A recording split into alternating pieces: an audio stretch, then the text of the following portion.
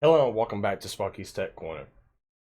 I should be doing the edits on the video for the Fronczak truck bed repair that I've been trying to do for last week. But a lot of dumb shit just keeps popping up online. Now look, I've been going hard at Fair and Balanced for good reason.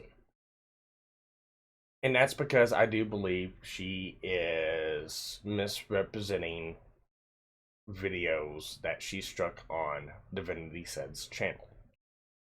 I am in the process of making a video going through each one of these videos and doing a fair use analysis on them. Now, it's my opinion. I'm not a lawyer. I'm not anyone's lawyer. I'm not a legal expert. I go by common sense principles.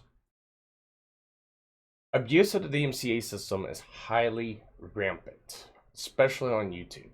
It's used as a bludgeoning hammer to silence criticism. That is the main thing it's always been used for on YouTube, not actually protecting your copyright. Because of the fact YouTube has to fall within the safe harbor provision, meaning they've got to provide a way for someone who feels like that their copyright, if it's a legitimate copyright, is being misused. Now, abuse of the system is if you can prove that they did not do a fair use analysis of the videos, if they're doing it to silence criticism, they're doing it to bully or harass someone, or they're doing it to target someone for some reason. It could be either they want to see the person get terminated off of YouTube, they want to silence what they're doing, they don't like their opinions, they don't like what they do, so on. Whenever you go through and you look at the stuff that Faran's done, and like I said, I'm not going to go through the complete timeline here. I'm working on a video on that. It's going to be more detailed. I'm going to showcase what I'm stating. Right now, this is just me talking. But whenever you go through and you file a DMCA in December, the person reaches out, why did you strike the video? Oh, I'm sorry, I'm pissed. That's why I did it.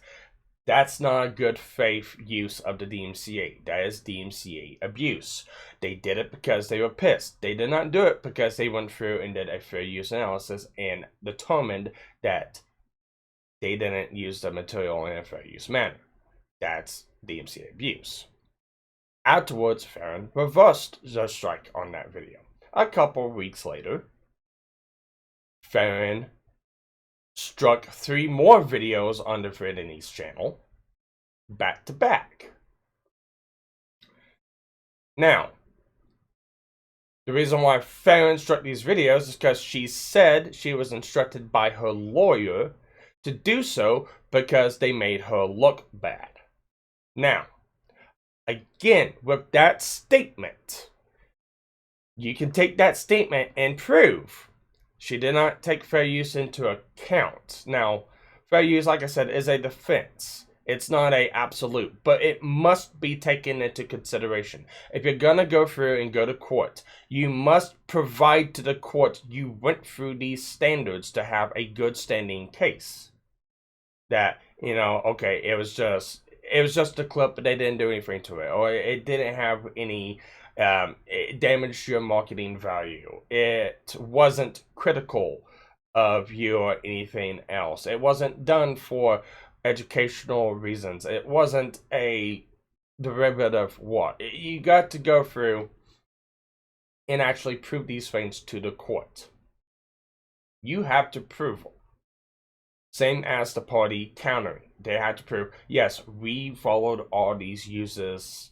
This is fair use in our book.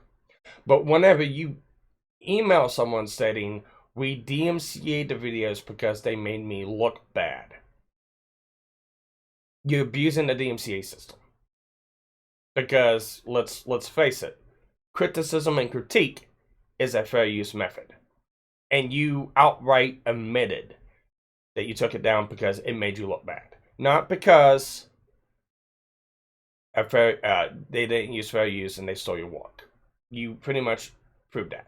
Afterwards, those strikes got removed. And then another strike got added on by Chrissy Myers for another video, which I went through a DMCA video on that one. I went for a fair use analysis video on the video that was struck. You can view it. It's labeled "Did Chrissy Myers file false DMCA?" Let's check. However, after that, Faran went back. After already filing 4 strikes and removing 4 strikes, Faran went back and struck 3 more videos. And now it's sticking to it. Oh no, she violated my copyright. When it looks like it's just an attempt now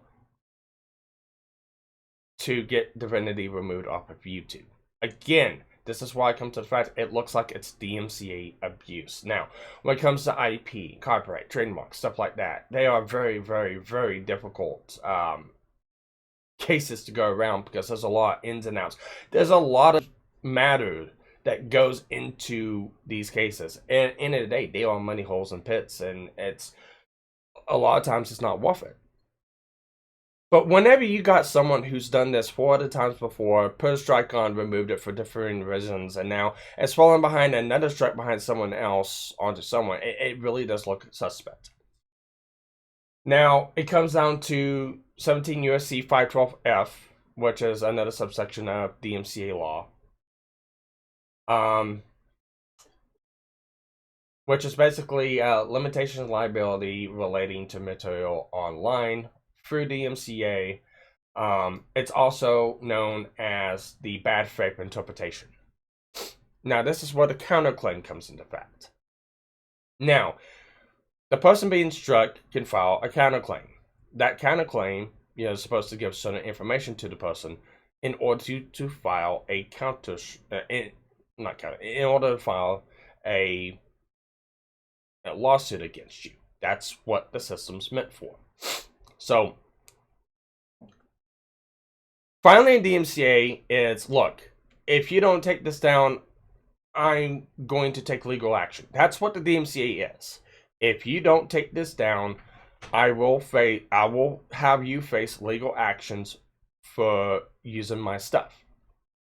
The counter notification is, I think you did not take fair use into account or any of the other aspects to filing a DMCA into account, and I feel like that this is a false DMCA. And with that, the person gives name, phone number, address, all the information needed for the person filing the DMCA in order to sue them. Now, that information is given in good faith by the party for a suit to be filed. Now, I heard a lot of information that Divinity gave out false information, stuff like that. I don't know. Because for one, I don't know her name, and I don't care to know her name. I don't know her address. I don't care to know her address. I don't have any way of contacting her besides Discord, and I really don't care in finding out any other way on how to contact her. So, here's the way it goes. That information is given in good faith by the person filing the counter-strike to the person who filed the strike. They are supposed to use that information only to file suit. Not give it to people and share it around with the name and everything on it. That right there is abuse of the DMCA system. Little story. YouTube sued a content creator named Christopher Brady. Here's the download, and here's the pretty much general overview of that whole deal. Christopher Brady held 2 other YouTubers' channels under ransom for money. I struck your video, give me this much money, and you can have your video back. If not, I will file another strike and terminate your channel. That is misuse of the DMCA system. Now, afterwards, YouTube caught a hold of this and reversed the strikes on those videos, but Christopher Brady did it to someone else, a person by the name of Sixel Vixen. He did the exact same thing to Sixel Vixen. He filed a counter notification, and within a couple days of filing that counter notification, he got swatted. After that, that's why YouTube came in and sued Christopher Brady, because he misused the DMCA section in 3 different ways. Misused it to ransom somebody's channel, misused it on the principles of, if you don't do what I say, I'm going to terminate your channel, misused the information received in the DMCA to do a swatting. Now, in that case, YouTube also made it really clear that these are the reasons why that they are going after Christopher Brady. However, any other reason on top of that is just as bad. So, taking the counter notification given to you in good faith by a party, posting it out online for everyone to see a name, number, all that other good stuff, is abusing the DMCA system, because you did not file suit. You use that information to attack them and lambast them publicly. Now, if this was anything else, if this was just private DMs or a DM conversation or something you just knew about the person, that's a completely different thing, and this has no bearing on top of any of this. But whenever you're using the actual stuff you got within the DMCA counterclaim, you are abusing 17 U.S.C. 512F to the T. And it's in my belief that Fair and Balanced has done this several times.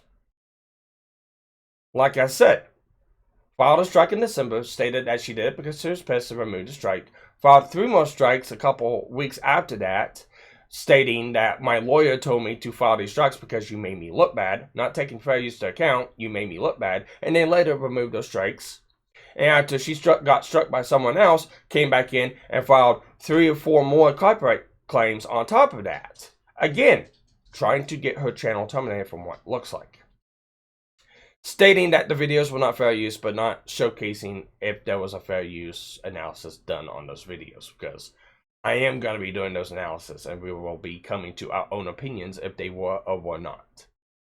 So, at the end of the day, be on the lookout for that video. I just wanted to make a video kind of going over the 17 U.S.C. 512F.